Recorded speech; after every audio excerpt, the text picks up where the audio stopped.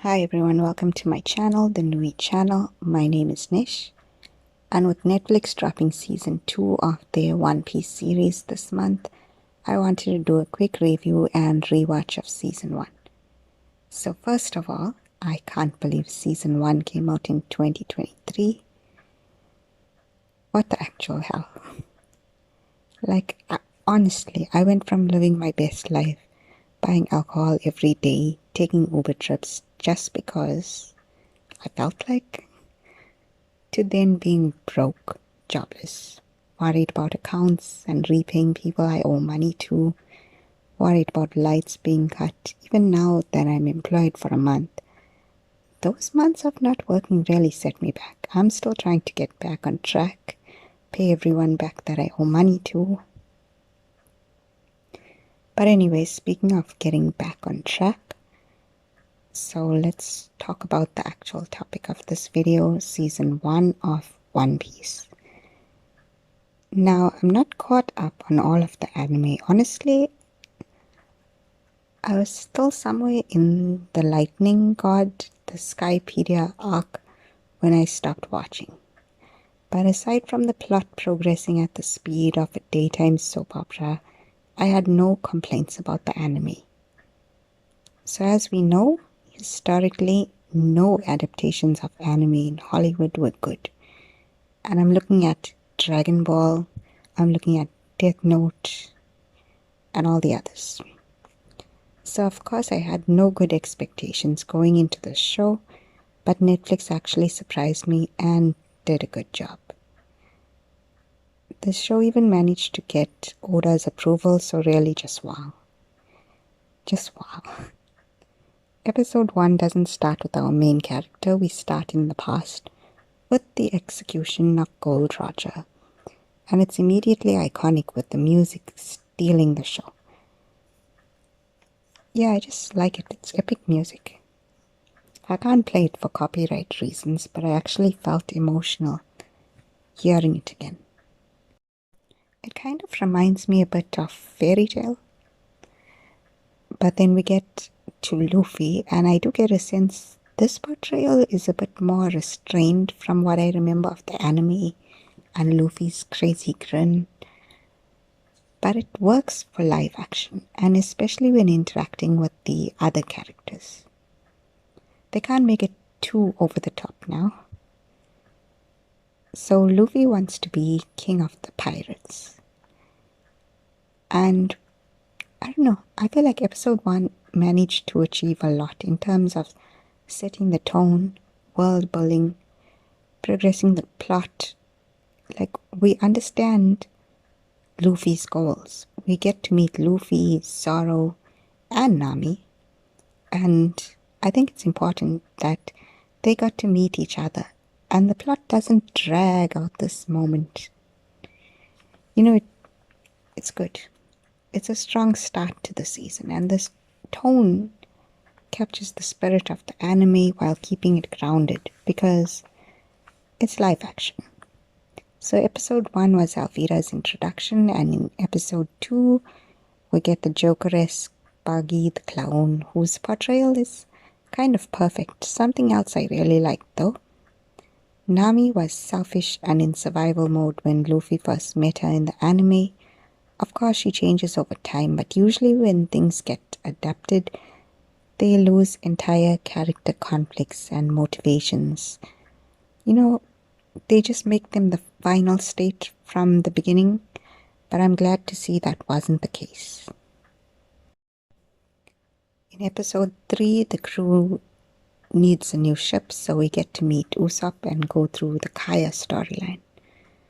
So for Usopp, they didn't keep the big nose look from the anime, but I still like the look they went with for him. He still looks like someone straight out of the comic books or something like that. So Kaya is sickly and Usopp likes to visit her and tell her stories. She's super rich, she's an orphan, and she just so happens to own the shipyard. So Usopp takes the Straw Hats to meet her because they need a ship. But it turns out her butler was evil and he's been poisoning her because he wants her money.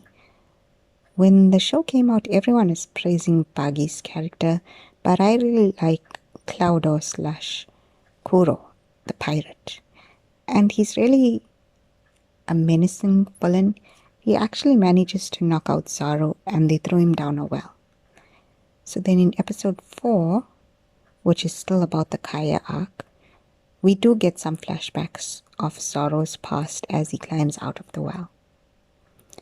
In the end, of course, Luffy defeats Cloudor slash Kuro and Kaya gives them the going merry. So far, all 4 episodes were fast-paced and action-packed without lacking in storytelling. And then we get to episode 5 and we're keeping the momentum going when the crew visits that restaurant, Bratier, and they meet Sanji. Still in this episode, we get the dramatic fight between Zoro and Mihawk that results in Zoro losing and 2 of his swords breaking. And you get his iconic speech to Luffy that this is the last time they lose. In episode 6, Zeph and Sanji save Zoro, and we get some backstory about how Zeph met Sanji and saved his life. In fact, all the Straw Hats have interesting backstories except Usopp. And side note, the kid actors all did fantastic jobs, and that includes Usopp's actor as well. Anyways, towards the end of the episode, Arlong shows up looking for Luffy and the map. So Luffy at this point is no match for Arlong, but Nami gives the map to Arlong and convinces him that instead of killing Luffy, he should just throw him to the sea, and then Sanji is able to save him from drowning. So Luffy has Buggy's head, and in episode 7 they use it to track down where Nami and Arlong went. Whoever condensed Arlong's entire arc into just 2 episodes, 7 and 8, they need a bonus or something, because honestly they did it in a way that worked, which could not have been an easy task. The voice of Arlong sounds like John Cena, but it's not him. Episode 8 is really action-packed. So if that's your thing, cool. I'll just say Zoro and Sanji, they play off each other really well. Usopp did his thing, and action, action, action, blah, blah, blah. Actually, the fight with Luffy and Arlong was good. It's always fun seeing Luffy use his devil fruit powers, and after that Luffy has a confrontation with his marine grandfather, and this guy has a lot of screen time this season. I don't really remember if he was such a prominent character in the anime, but it worked for this show. So we get the iconic moments when Luffy puts his hat on Nami as she cries. We get the moment when the group puts their legs on the barrel and announce their dreams to each other. And we also get Luffy with his first wanted poster at the end. So then we get to see the reactions of all the characters we met along the way.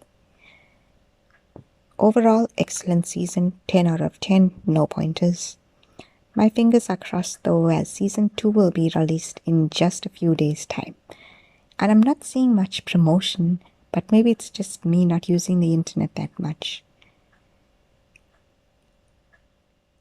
I'm kind of glad I didn't watch the anime recently, because although I remember the characters and vaguely the plot, I did get to experience the show as its own thing as well. And it's not like some other adaptations where you would need to know the source material to understand what's going on. Everything relevant to the story they want to tell is included in the show. So you can watch it as its own thing. And that doesn't mean it's a one-for-one of the anime, but it does keep to the spirit of things. Hopefully you guys feel the same. Honestly, let's support these actors, directors, writers, wherever possible, because they really succeeded in a way I didn't think that could ever happen. I still don't want any Yu-Gi-Oh! Live action adaptations. Netflix, keep your hands off Yu-Gi-Oh! But anyways, let me know what you thought of the first season in the comments. What other anime would you like to see adapted to live action? What anime would you want them to keep their hands off? Anyways, thanks for watching and bye.